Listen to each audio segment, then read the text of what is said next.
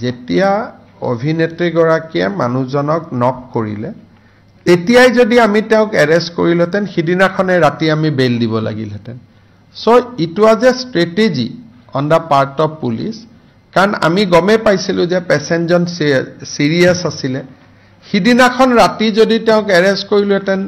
তেতিয়া লগে লগে আমি তেওঁক ৰিলিজ কৰি দিব লাগিলহেতেন কাৰণ যেতিয়ালৈকে মৃত্যু নহয় বা গ্ৰিভিয়াস ইনজুৰি আমি ৰিপৰ্ট দিব নোৱাৰো তেতিয়ালৈকে এটোটো নন বেইলেবল কেছ থাকে গতিকে আৰক্ষীয়ে যেটো স্ট্ৰেটেজিক্যালি যেটো কৰিব লাগে সেইটোৱে কৰিছে she has been put in lockup আৰু will file search sheet against her and it will be a case for culpable homicide এটা দুটা সেকশন আছে culpable homicide not amounting to murder culpable homicide amounting to murder প্ৰথম দিনা যদি তেওঁক আমি গ্ৰেপ্তাৰ কৰিলেতেন কেছটো হলতেন culpable homicide not amounting to murder